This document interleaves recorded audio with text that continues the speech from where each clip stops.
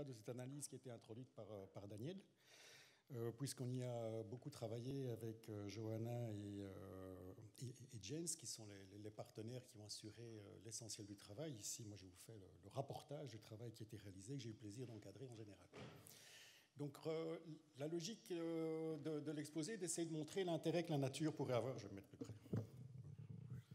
J'ai l'habitude de regarder l'écran plutôt que les deux. Voilà. La logique de la présentation est de vous montrer l'intérêt que la nature peut représenter en termes de développement économique et sociaux en Ardennes.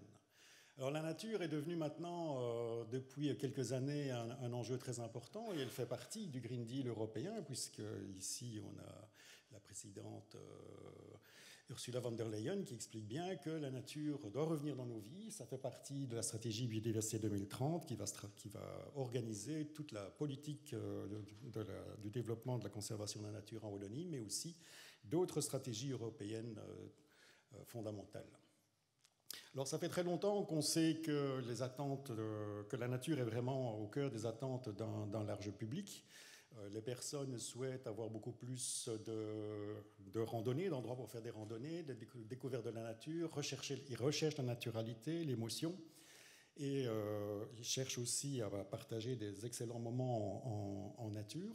C'est un vrai gisement économique qui est vraiment important et qui est complètement sous-évalué actuellement, même si, quand on a des paysages ici comme la fagne de Polleur, on a des magnifiques paysages, une communication qui est lancée par la marque Ardennes depuis maintenant bientôt 10 ans, dans laquelle, notamment ici, vous n'arriverez pas à lire, mais il est mis authenticité, territoire empreint de naturalité, de pureté, porté sur la nature, l'écologie, mêlant simplicité et fidélité. Alors quand j'ai découvert la marque Ardennes il y a 7-8 ans, j'ai été un peu surpris, puisque pour moi, quelque part, le paysage qui est vendu n'est pas le paysage que je fréquente. Et il y avait une rupture entre la communication sur la marque Ardennes et ce que l'on peut voir dans les paysages. Alors le tourisme est vraiment très important en matière de développement économique, puisque ça représente 4,1 de la valeur ajoutée wallonne. Et puis vous ne le voyez pas à l'écran, mais il y a des petites phrases en dessous, je vais me mettre ici du coup pour vous le dire, puisque c'est mal cadré. Il y a aucune... En fait, le gros enjeu en Wallonie, c'est qu'on a une nature qui est quand même déjà présente, mais on a très peu de structures de valorisation.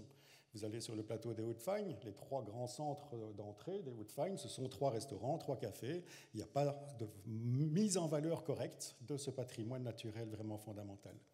Et puis, on a aussi très peu de données, en fait, sur la fréquentation de la nature et pourquoi la nature est si importante dans les choix de destination. Quand on prend les données de l'Office wallon du territoire, du tourisme, les dernières données de 2019, on a environ 15 millions de nuitées qui sont reconnues ou non reconnues, 13 millions de visiteurs, donc c'est des entrées payantes en fait, tous les gens qui se baladent dans les paysages ne sont pas comptabilisés, et le pôle nature est représenté notamment par les eaux. Bon, vous imaginez que Péry-des-A fait une partie très importante des 3 millions de publics, 3 millions de visiteurs qui sont dans ce pôle, qui représente 30%, mais en fait ça couvre en fait très peu d'enjeux biodiversité en tant que tel ou de nature, de visite pour la nature en tant que telle.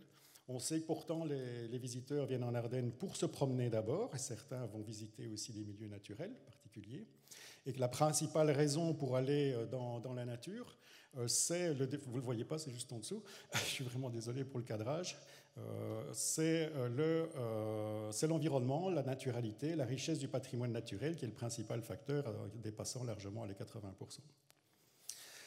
Alors le projet Agreta avait vraiment pour but d'évaluer cette demande de la nature qui n'est pas mesurée traditionnellement. En évaluant quelles étaient les demandes, on répondra ainsi aux questions que Marc posait en début de cet après-midi, quelle était l'offre en termes de paysage, en tout cas, de prestations qui pouvaient être proposées, et quelle était la fréquentation réelle ou la fréquentation la plus... les chiffres de fréquentation dont on pouvait estimer de manière la plus correcte possible.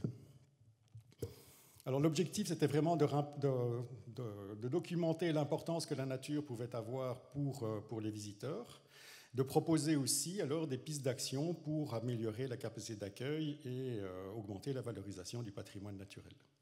Alors comment ? On a réalisé toute une série d'enquêtes, notamment une enquête web chez les opérateurs touristiques, où 1900 opérateurs couvrant la région ardennaise ont été identifiés. Plus de 600 ont répondu, ce qui est quand même un taux extrêmement important. Et parmi ces opérateurs, ce sont majoritairement de l'hébergement, de la restauration qui sont concernés.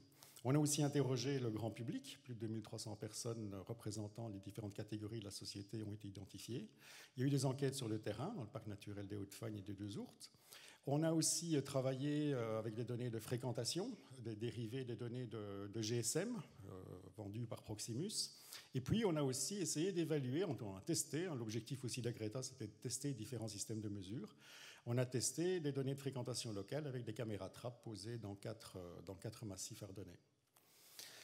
Alors, quelles sont les activités que les gens viennent faire principalement en Ardennes? C'est d'abord pour l'intérêt nature qu'ils viennent en Ardennes, de manière assez nette, comme vous pouvez le voir sur ces deux chiffres. Un peu plus pour les Hautes-Fagnes que dans les Deux-Ourtes. Ici, ce sont les chiffres qui résultent de l'analyse des parcs nationaux, des parcs naturels ardennais.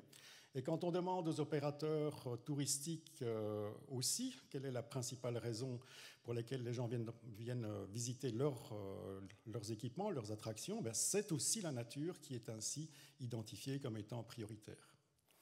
La nature est bien donc la raison majeure de venir en Ardennes. Et quand on regarde quelles sont les activités qui sont réalisées, ce sont, comme le montrent les statistiques de l'OET, ce sont les randonnées, le vélo, les pique-niques, le VTT, qui sont les activités qui sont le plus souvent mises en œuvre. Et 50% de ces visiteurs logent sur place et 75% mangent dans un restaurant. Alors, il y a un cadrage problématique là, mais ce n'est pas grave. Alors, que faudrait-il? On a aussi interrogé les personnes pour savoir qu'est-ce qu'il faudrait faire en Ardennes pour améliorer l'attractivité de l'Ardenne. Et on a proposé là, toute une série d'éléments que vous pouvez voir sur l'écran ici.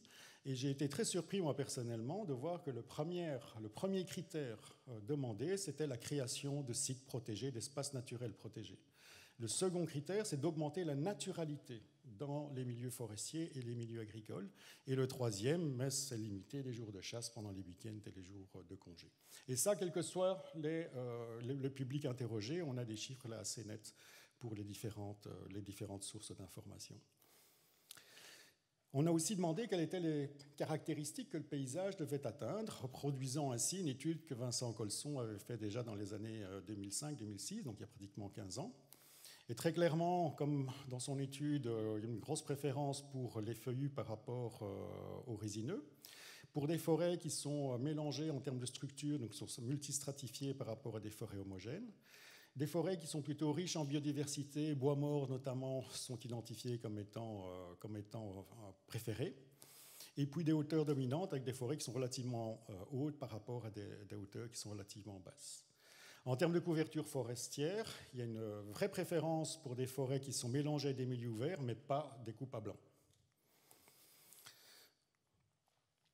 En termes de services d'information et ou d'infrastructures, donc, il y a une grosse préférence pour les forêts qui sont équipées de sentiers plutôt que de chemins forestiers larges, chemins stabilisés. Donc, le chemin de sentier où on se retrouve tout seul, c'est vraiment une demande extrêmement forte.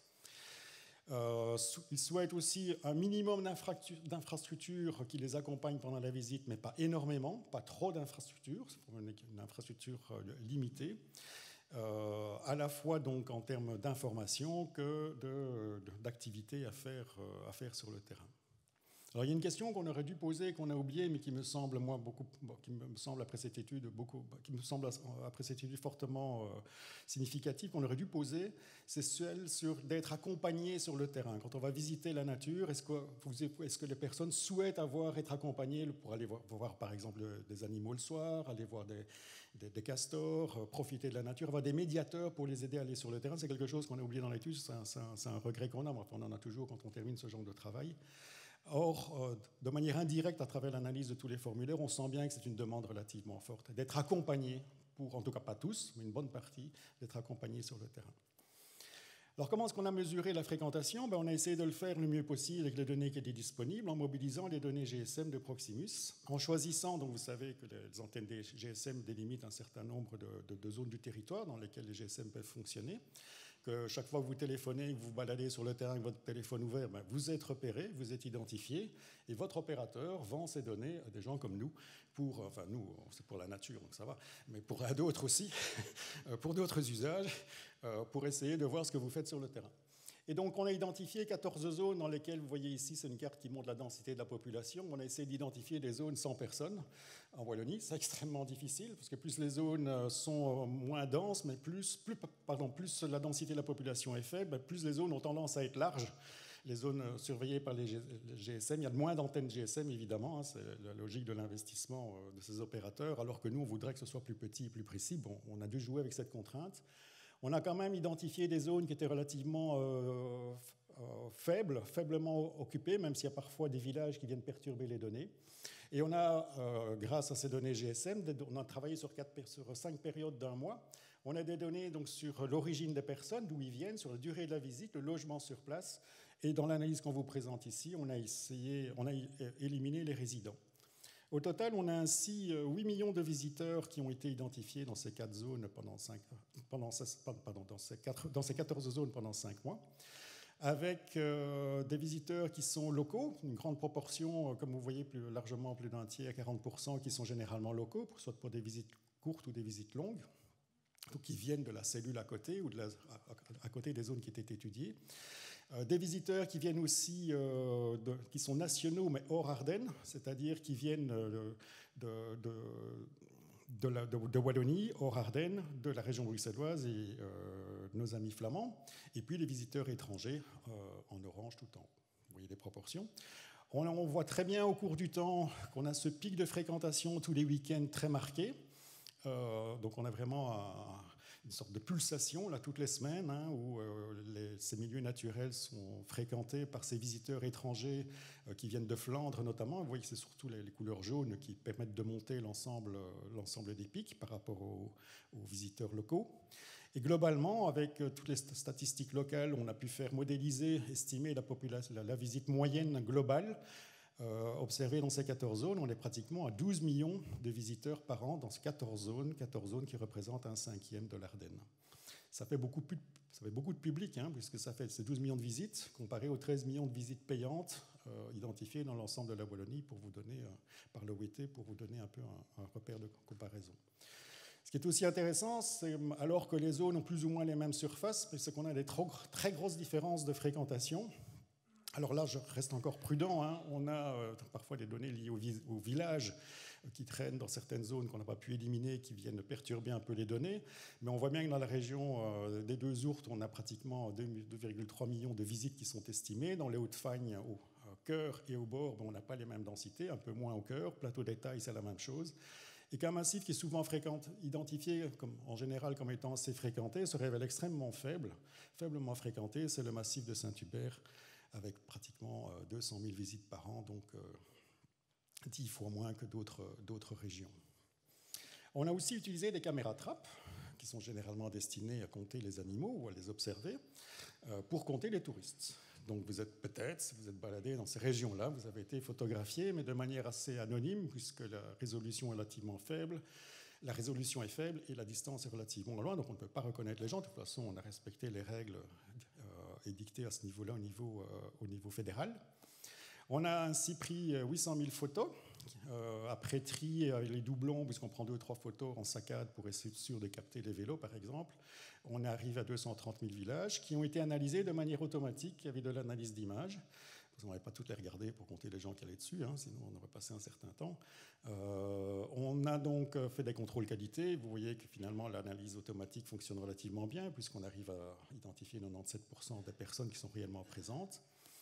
Au total, on arrive à 500 000 personnes qui ont été identifiées pendant l'année de l'échantillonnage, essentiellement des piétons et les cyclistes, par contre, mais parfois les cyclistes, quand ils passent trop vite devant la caméra, on a des photos vides, donc on les rate. Il faudra mettre des ralentisseurs ou un obstacle pour pouvoir les compter à ce moment-là. On y pense, hein, il y a des possibles. Alors quand on regarde la cohérence des données GSM et des données caméra trappe, on a une relativement bonne cohérence. On voit bien ces pulsations des week-ends qui se marquent bien. On voit ici dans les Hauts-de-Fagne, je vous montre que celui-là, mais qu'on a des différences entre les 5 caméras qui avaient été placées, donc à Baraque-Michel, à Bautrange, Fagne de Polleur, Le Pont, j'ai oublié son nom. Madame Libert, c'est ça? c'est ça. Et je ne sais plus pourquoi on l'appelle le bout, celui-là, j'ai oublié son nom.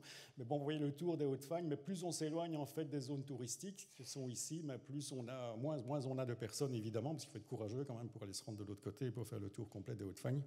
C'est assez fatigant. On a eu la chance aussi d'observer de temps en temps le loup hein, sur nos caméras, le loup Akela qui traîne dans le coin, donc c'est aussi intéressant au niveau biologique. Je ne vais pas trop m'attarder sur l'ensemble des résultats pour cibler vraiment les résultats principaux.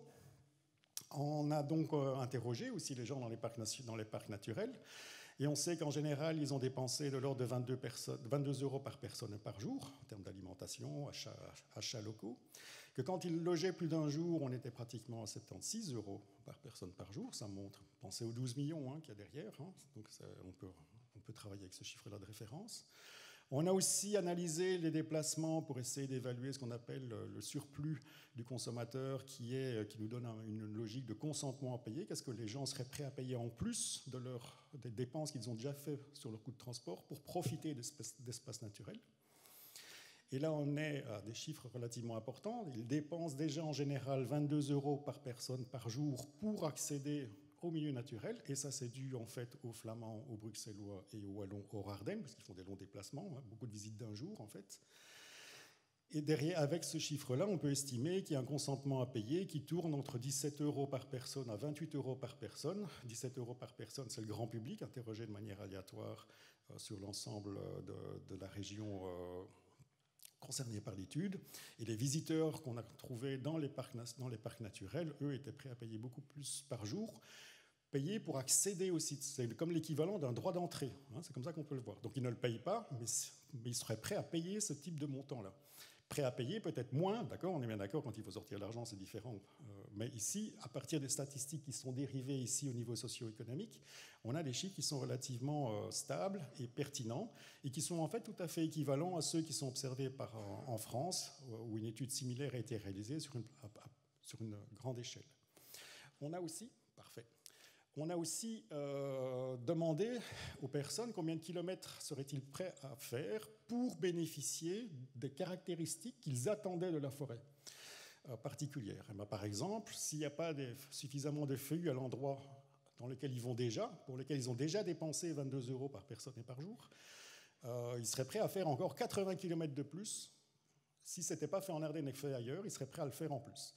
Pour la présence de bois morts, c'est la même chose. Pour avoir des forêts régulières, un peu moins. Et pour des forêts qui sont mélangées à des milieux naturels, c'est aussi relativement fort. Par contre, ils seraient prêts à aller moins loin que l'Ardenne si chaque fois, ils se retrouvaient avec des coupes à blanc lorsqu'ils se baladaient sur le terrain. Donc on est pratiquement dans 80 km en plus, ça correspond pratiquement en fait au consentement à payer. Donc c'est une manière, dont je vous ai expliqué juste avant le montant, d'environ un peu moins entre 15 et 20 euros, comme l'équivalent d'un ticket d'entrée. En termes de frais de déplacement, c'est pratiquement le même montant. Donc 12 millions de visiteurs dans 25% de l'Ardenne, dans 20% des forêts wallonnes. On est dans des chiffres similaires finalement de l'ordre de grandeur de ce qu'avait estimé Colson en 2009, il y a déjà 10 ans. Donc très clairement, il est clair, quand on parle de tourisme en Wallonie, les chiffres de l'OET sous-estiment ce qui n'est difficilement mesurable, hein, ce n'est pas une critique du tout, hein, c'est pour montrer les lacunes qu'on a dans les données, et je sais qu'il y a des projets pour essayer de corriger cette déficience qui sont sur la table. On a très clairement une très forte attente de plus de nature, de plus de naturalité et d'un réseau viaire adapté, en l'occurrence des sentiers, sinon les gens vont aller plus loin, si on ne le fait pas chez nous en Ardennes. Et les dépenses réalisées par ces touristes sont relativement importantes, puisque si on généralise les dépenses réalisées par les 50% de gens qui mangent et les 75% les 50% qui logent et les 75% qui mangent, on arrive à une dépense potentielle de l'ordre de 300 millions d'euros annuellement, je rappelle, sur un quart de l'Ardenne, pour des gens qui sont venus principalement pour la nature. Et quand on regarde pour le consentement à payer, là, il y a une manne financière qui tourne entre 100 et 150 millions de dépenses potentielles que les gens seraient prêts à faire pour bénéficier de prestations particulières dans des milieux qui sont beaucoup plus naturels. Pour vous donner une idée, ça représente l'ensemble de la valeur de la production forestière wallonne et c'est 10 fois les locations de chasse dans les communes. Comme ça, les chiffres sont placés. L'idée, ce n'est pas de remplacer totalement l'exploitation du bois par les touristes, que les choses soient claires, ou totalement les revenus de chasse par les touristes, mais ça montre qu'il y a une marge de progression qui peut être développée, qui peut être valorisée dans certains milieux particuliers. Donc très clairement, le développement de l'écotourisme nature, c'est vraiment un important gisement socio-économique qu'il faut pouvoir valoriser d'une manière ou d'une autre. On a plein d'exemples, en Flandre notamment, on parle toujours du parc de Haute-Campine, Bosland, ou le vent des forêts dans le département de la Meuse, qui sont des initiatives à ce niveau-là vraiment intéressantes. Alors, est-ce qu'on est capable de faire ça en Wallonie? Est-ce qu'on a de la place pour faire ça en Wallonie? J'en suis convaincu parce qu'en fait, tous les espaces du territoire n'ont pas le même potentiel de production en termes de bois, de biomasse, que ce soit en matière de sylviculture ou d'agriculture. En Wallonie, on a pratiquement 15% de ce qu'on appelle des sols marginaux sensibles, des contextes écologiques difficiles. 15%, ça représente 270 000 hectares, dans lesquels on a donc des sols tourbeux, des sols très humides, des sols alluviaux, qui sont importants pour les inondations notamment, des sols podzoliques superficiels où la production est vraiment difficile, des pentes fortes, qui sont soit exposées au soleil ou non. Ça représente quand même des surfaces relativement importantes. Ce sont des zones dans lesquelles on a vraiment des enjeux de biodiversité tout à fait significatifs. On peut restaurer des habitats qui sont identifiés comme étant prioritaires et très importants au niveau européen, et pour lesquels on a déjà fait toute une série de restaurations en Ardennes notamment. En matière de sylviculture, on sait depuis maintenant 20 ans, pratiquement, plus de 20 ans, que la SENS, un collègue de Jean Blou et Jacques Rondeux ont réalisé cette analyse il y a 20 ans déjà, qu'on a environ un tiers des plantations de résineuses qui sont plantées dans des conditions extrêmement compliquées. Vous voyez ici, par exemple, au plateau d'étail, des résineux qui étaient dans la fagne du Pouhon sur les sources de laine. On sait que c'est une spéculation économique qui est soumise à pas mal de problèmes avec les tempêtes, avec les scolites, avec les coupes à blanc sur forte pente, avec les problèmes de drainage. Donc très clairement, c'est une spéculation économique qui, quand elle est réalisée sur des sols sensibles et marginaux, pose un certain nombre de problèmes et pour lesquels on peut développer des alternatives tout à fait importantes. Donc redéployer la nature sur ces sites-là et valoriser le mieux possible ces sites-là, ça offre toute une série de potentialités nouvelles. On a d'abord une meilleure rentabilité globale de la production, puisqu'on arrête de produire dans des endroits où on perd de l'argent. On a une meilleure résilience du fonctionnement des paysages, puisqu'on travaille beaucoup plus sur le maintien et le développement de services écosystémiques assurés par la nature, contrôle de l'érosion, stockage de carbone, amélioration climatique, enfin il y en a tout plein. Et puis en plus, on peut valoriser ça de manière intéressante au niveau socio-économique et le développement nature. Donc c'est vraiment une source de revenus non délocalisables en plus, qui peut être tout à fait valorisée avec des impacts socio-économiques et locaux qui sont vraiment significatifs. Sorry, j'accélère un peu parce que je vois que le temps passe. Il me semblait qu'une demi-heure, c'était plus long chez moi. Saint-Hubert, 2-3 exemples, parce qu'on a promis que j'allais parler de Saint-Hubert et du plateau d'étail. À Saint-Hubert, en 2003, ça ressemblait à ça, les forêts. Vous voyez qu'il y avait à peine 80 hectares de réserves naturelles. Donc, dans mon précédent métier, je travaillais à l'administration. On a développé des projets LIFE de restauration de la nature, de restauration des tourbières. Pourquoi est-ce qu'on a voulu le faire à Saint-Hubert? Parce que là, on a pratiquement sur l'image que vous voyez là, 2700 hectares de contexte écologique très sensible, des sols tourbeux, surtout des sols très humides, extrêmement importants. Et dans le cadre d'un projet LIFE Finance qui a été obtenu il y a 2002, donc il y a juste 20 ans maintenant, on a restauré pratiquement 570 hectares pour atteindre 640 hectares d'espaces naturels protégés. Ces espaces naturels protégés, mais vous pouvez les visiter. Vous êtes sans doute déjà allés, certains d'entre vous en tout cas, au Mirador de Priest. Le village de Mauchamp est ici derrière. On a des paysages magnifiques, ouverts, dégagés, qui devraient l'être encore plus. Ils sont en train de l'être, notamment avec l'action du projet Nasonia. Alors, quelle est la valorisation touristique de ce massif? Pas grand-chose, parce que ce n'est pas l'objet des projets LIFE. Les projets LIFE ont le but principal, c'est restaurer la nature, pas de développer le tourisme. Très peu de sentiers pour en profiter sur le massif de Saint-Hubert. On a à peine moins de 20 km en fait, de sentiers disponibles, de vrais sentiers, je parle. Beaucoup de chemins d'exploitation forestière. On a en plus pratiquement encore 1000 hectares de sols marginaux, avec des résineux dessus qui pourraient être transformés, j'insiste, j'utilise le conditionnel. Et puis on a un énorme problème avec la traversée de la Nationale 89 de l'ensemble du massif. Donc la Nationale 89, c'est cette route nationale qui traverse, qui va de La Roche notamment jusqu'à Saint-Hubert ici, barrière de Champlon. Et vous voyez ici qu'elle coupe des liaisons écologiques qui ont été identifiées au CODT comme étant des liaisons majeures au niveau régional. Ici, on a un site Natura 2000 qui est aussi coupé en deux de manière assez significative à cause de cette autoroute. Et quand on regarde la circulation du public à travers, par exemple, le réseau Point Neu, c'est une autoroute qu'il est impossible de traverser. Et je vous proposais de rêver un peu, en fait, de ce qu'on pourrait faire sur ce massif, et notamment sur ce secteur d'autoroute, en tout simplement transformant cette autoroute à 4 bandes en une voie à 2 bandes et une piste cyclable avec une limitation de vitesse. C'est une autoroute qui est très peu fréquentée. Il y a peu de gens dessus, hein, ceux qui la connaissent, c'est une longue ligne droite, on peut faire des belles accélérations. Je vois toutes des têtes qui lèchent. On partage tous la même idée. Donc on a un certain nombre de problèmes. Si on passe à 70 km/h plutôt que 120, on perd 2 minutes, un peu plus de 2 minutes. Ce n'est pas grand-chose individuellement, mais collectivement, pour l'ensemble du massif, ça change tout, puisqu'on passe de ce type de paysage avec ce type de paysage où on a une autoroute, on peut rouler très rapidement avec des clôtures et des paysages qui sont assez standardisés à l'Ardenne actuellement. Une autoroute qui fait beaucoup de bruit aussi, donc on a peu d'utilisation des paysages périphériques pour des activités nature. Impossible à traverser en voiture ou à pied. On pourrait imaginer qu'elle soit transformée telle que vous voyez sur ce dessin-là, avec une piste cyclable qui va de Saint-Hubert pratiquement à Champlon, et puis du coup on peut passer de l'un à l'autre et ça ouvre des tas de possibilités. En termes de circulation vélo, on a identifié là pratiquement 140 km de vélo, de voiries accessibles au vélo, et pratiquement aussi 120 km de sentiers qui pouvaient être créés parce qu'on a une dynamique d'échange qui est beaucoup plus facile sur l'ensemble du plateau de Saint-Hubert, grâce juste à cette diminution de la vitesse sur cette voie rapide.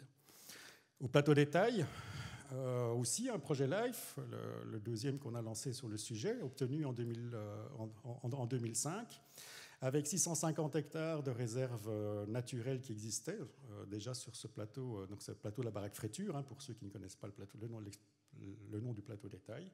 Aussi 3000 hectares de contexte écologique extrêmement sensible, beaucoup de sols tourbeux là par contre, à la fois sur des terrains privés et publics. Et dans le cadre du projet LIFE, on a pu restaurer 350 hectares pour obtenir 1000 hectares d'espaces naturels protégés.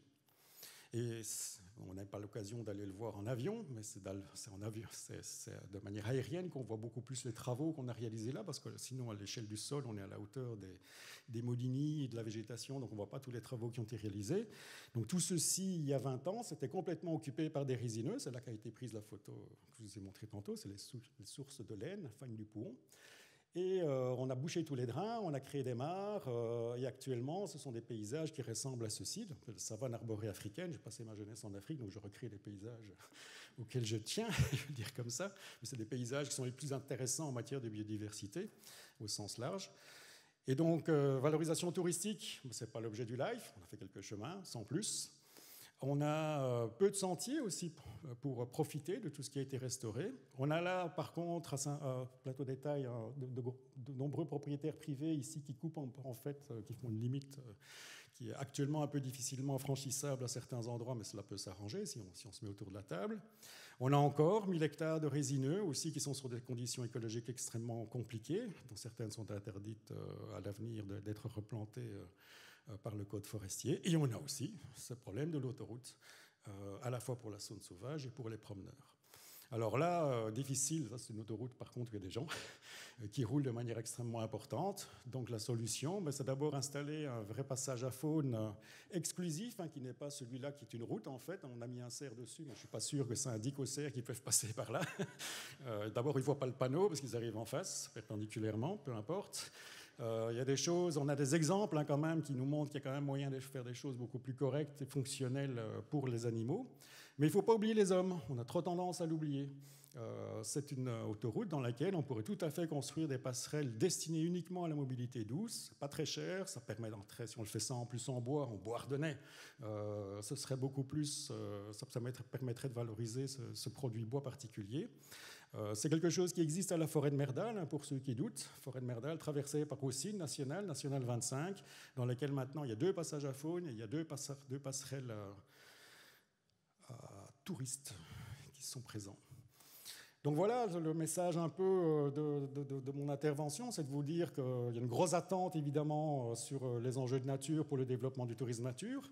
On a déjà développé des paysages intéressants et vous pouvez les voir à Saint-Hubert, ça c'est à Bilaude, Mirador de Bilaude, la vue qu'on voit du Mirador de Bilaude, vous pouvez voir quel type de paysage, l'ensauvagement est à nos portes, hein, vraiment, d'autant plus qu'on a maintenant toute une série d'animaux sympathiques qui commencent à coloniser l'Ardenne et qui peuvent être aussi un support de communication tout à fait intéressant pour valoriser ce patrimoine naturel. Ce serait vraiment dommage de ne pas profiter de tout ce qui est de notre environnement proche ne pas arriver à le valoriser pour des paysages ruraux qui le méritent bien pourtant. Voilà, merci.